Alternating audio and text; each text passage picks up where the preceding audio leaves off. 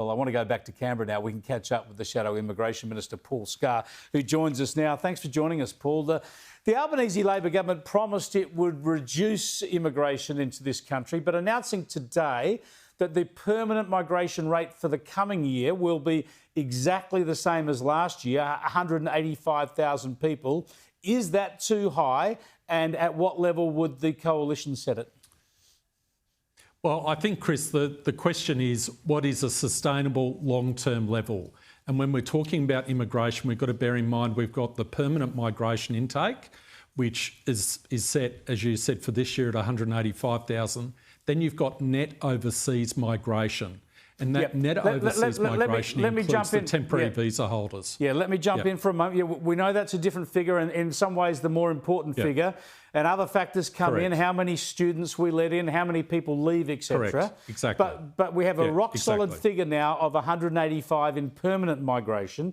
Does the coalition support that number, or would you suggest it needs to be lower now? And at what rate should it be now?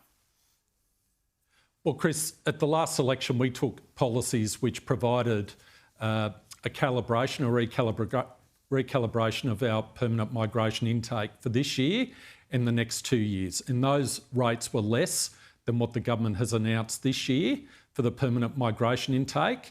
We're looking at our policies and we'll be looking to come up with a series of figures that make sense what was that number in the for long-term future. What was that number for this year, and do you stand by it? Well, the number we had was 140,000 and then increasing back to 160,000. So the question is, when you're looking at the permanent migration intake, you've got to bear in mind that approximately 50% of the people who are applying for these permanent visas or getting granted these permanent visas actually already reside in the country. So I really do think the net overseas migration figure is the most important figure when we look at it. Sure, but this is where the government has been wildly off track in terms of its forecasts. Yeah, they've been nowhere near what they promised. But you're saying now your figure of permanent migration would be 45,000 people a year lower than what the government announced today. You would be 140 and they've gone for 185. What I'm saying is those were the policies we took to the last election. Yeah, sure, everything's up for review, but that's the number. Well, all right, but you can't. Those were the policies we took to the last election. Sure. All right, but let's have a conversation in this country. The whole conversation in this country have to stop for the next 2 years while the Liberal Party and the Nats do a review of every policy? You've got to actually stand for something now. So it was 140, but apparently you're saying you don't know. Tell us what you say about Nauru. The government now, the Labor government now saying it will deport criminal non-citizens to Nauru. Does the coalition support that?